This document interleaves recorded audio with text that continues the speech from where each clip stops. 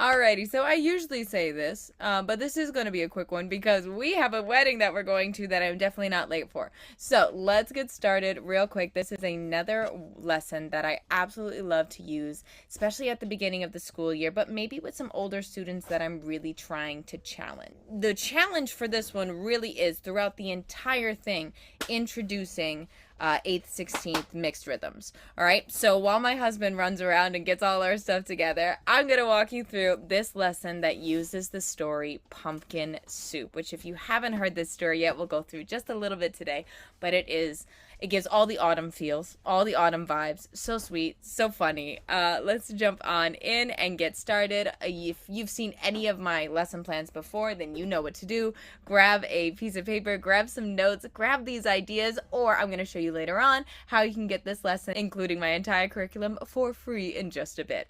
First things first, always make sure that you're in present mode if you're using any of my lessons because I love animations. To me, it's just a great way to take something that is kind of visually bland and make it visually stimulating for my students. So we're going to go over Tas, Titis, and Tika-Tikas, but also talk about a few others because they're going to be mixed up.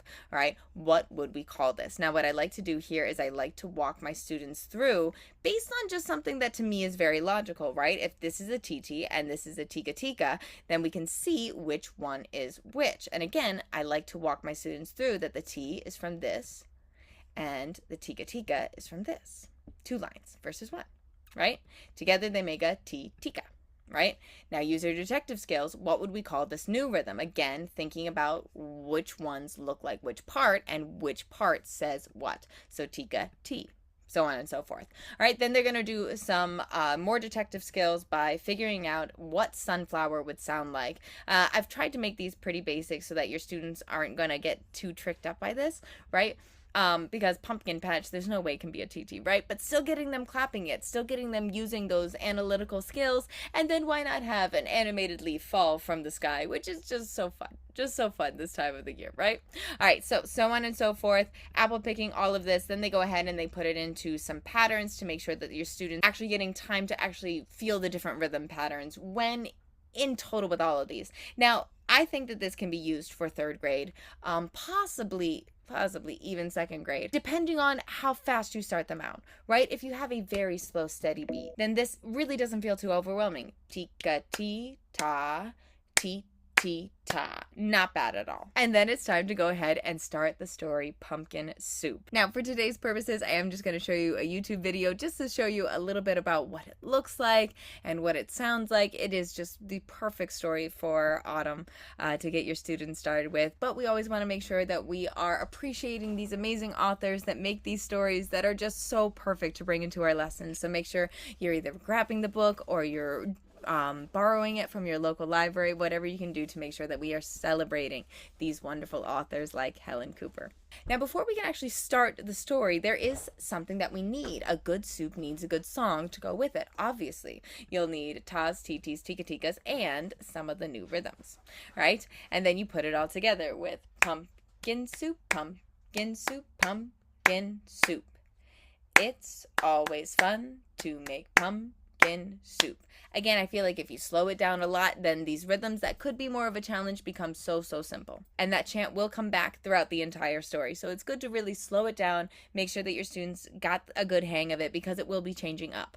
And then it's time to start the story. And it starts a little something like this. Deep in the woods, there was an old white cabin with pumpkins in the garden. There was a good smell of soup, and at night, with luck, you might see a bagpiping cat through the window, and a squirrel with a banjo, and a small singing duck. Pumpkin soup, the best you ever tasted, made by the cat who slices up the pumpkin. Now, maybe that's where you want to take a break from the story and actually engage your students. Again, stories are wonderful for our students, but they should go in tandem with learning some of the fundamentals of music, including music literacy. So for this, slice it up, slice it up, slice it up, good. It's always fun to make pumpkin soup.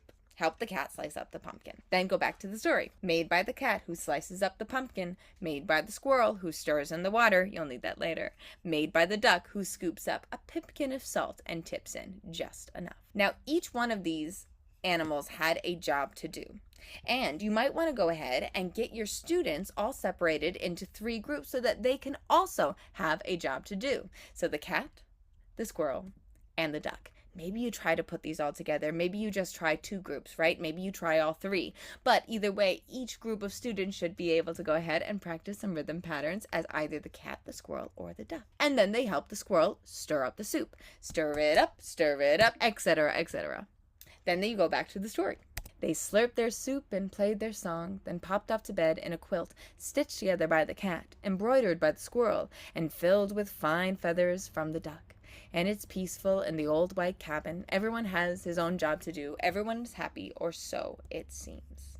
Very ominous. So again, they all had a job. The quilt was made by the cat, embroidered by the squirrel, and filled with feathers from the duck. So again, separating all your students out, giving them all time to, again, get these mixed rhythms and put them into practice. And again, you can do it just group by group by group, or putting them all together to see if they can do it. And don't forget to add a pinch of salt before the soup is done. Not a lot, just a bit. Stir it up, then it's time to dig in. Go back to the story, because this is where, again, it got a little ominous. One morning, the duck woke up early. He tiptoed into the kitchen and smiled at Squirrel's special spoon. "Wouldn't it be fine," he murmured, "if I could be head cook?" So what's going to happen is the duck decides that today he wants to change things up. He doesn't want to be the one to add a pinch of salt. He wants to be the head chef. But things go bad pretty quick. So I go ahead, I read both these pages from this duck saying that he wanted to try to now the kerfuffle, because they start fighting. There was trouble, a horrible squabble, a row, a racket, a rumpus in the old white cabin. This is where I take some time to talk to my students about what a rumpus is and what it would sound like if we made a rumpus. So this is going to be a speed round. There was a squabble, a row, a racket, a rumpus. Don't stop playing. Just change when the rhythm pattern does. All right. And they're going to need these rhythms. Now, what I love to do is I love to change them randomly, and I love to not tell my students when I've changed it. And I try to make it so that it's as chaotic as possible.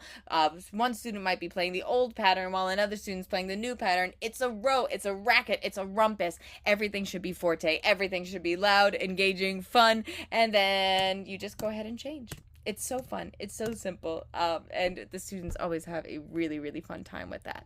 Right? And then maybe I have them by the end just give me a big whatever they have. And again, this could be just with them either clapping, or maybe you handed out basic percussion instruments like hand drums, tambourines, maracas, triangles, whatever you have available. Maybe you're doing this with boomwhackers if you wanted to add pinch. Everything is obviously just by the rhythms, but you could if you wanted to. But the point is to now enjoy that bit of chaos that will be so fun for you and your students. Enjoy that row, that racket, that rumpus, and to have them go ahead and just be a little silly, because it is a bit of a silly book. And then back to the story, because what happens is Duck ends up leaving. And the cat says, well, he'll be back after we've cleaned up. And the squirrel shook his spoon in the air, but the duck did not come back. Not for breakfast, not even for lunch. I'll find him, scoffed the cat. He's probably hiding outside. I bet he's in the pumpkin patch. But the duck was not in the pumpkin patch, and they could not find him anywhere. The cat watched the door, the squirrel paced the floor. That duck will be sorry when he comes home, they muttered. But the duck didn't come home, not even at soup time. So by this point, your students have been sitting for quite a while. So in my mind, it's a great time for a movement break. Time keeps going and still no duck. Sometimes time moves fast and other times slow. Focus on the steady beat and be ready for when it changes. Now, I did say that I was going to show you how you can grab this lesson plan, including my entire curriculum, for a free month, and that is just by clicking the link that I will go ahead and put in the description below. Again, you'll not only have access to the lesson plan Pumpkin Soup, but my entire curriculum for a full month, which also comes with a movement break that I love. All right, it is just a simple one because I want something simple for this. There's still a lot of the story to go through, but our students have been sitting for so long. We just need them up. We just need them moving. We just need them experiencing some music in their bodies so that they can continue on. So what I would recommend, if you go ahead and you grab that free month, that you also check out the walking, running, tiptoe, sitting movement break. Really simple, really effective, great way to get your students up and moving. If you don't want to do that, no worries. Just go ahead and use whatever movement break you like. But to me, and for how I've used this lesson, that's a good time to do it before you continue the story. Now the story keeps going. They tried to make their soup. It wasn't tasty. It was too salty because they didn't have duck. All right, we should have let him stir the soup, sniffled the squirrel. He was only trying to help. So on and so forth. The animals are obviously feeling very, very bad, and then they start to get worried. The cat and the squirrel were scared as they wandered down the path in the woods as they're trying to find him. They feared for duck all alone in the trees, and foxes and the wolves and the witches and the bear. Now our students have been clapping and playing along with these mixed rhythms. They've been analyzing some of them, but with them there so that, and with only two options, so they had a bit of an easier time, right? They've been chanting to it, all that kind of stuff, but now some of our rhythms are missing, just like duck.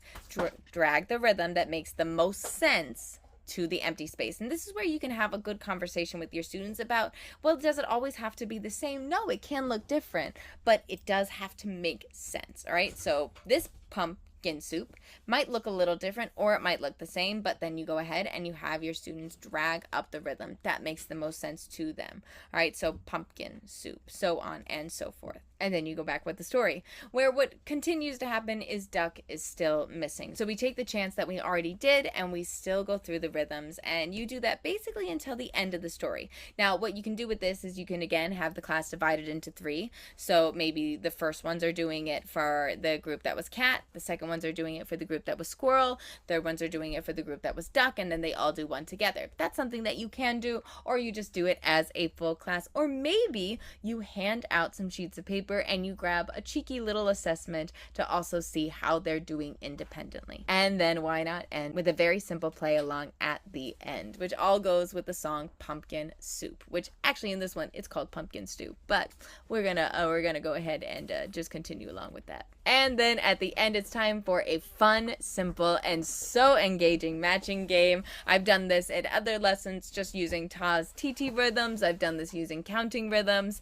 but why not go ahead and do a matching game that is going to be so fun for your students, but using the mixed rhythms that this lesson was all about as a way to get them up, engaged with these mixed rhythm patterns. So hopefully you can go ahead and try this out. What I love about this is it's simple, it's fun, it's effective. The only thing that you have to do is print out as many of these leaves as you want, cut them out, so it does take a little prep work, right? But not too much. And then what you do is for this assessment, you throw them in the air. I like to have Vivaldi's Autumn playing in the background because that would be the scarf dance that I would pick to do at the beginning of this. And then as the leaves fall to the ground, either my students are doing the scarf dance or they are meeting my expectations by having calm, safe bodies. They go ahead and they have to find two leaves that match in their rhythms. And then they go back to their desk and either I have printed this out and they go ahead and fill in either the rhythm that's missing or the words that's missing, or they go ahead and do the digital copy, which again, what I love about the digital copy is you can only tap what I have put there.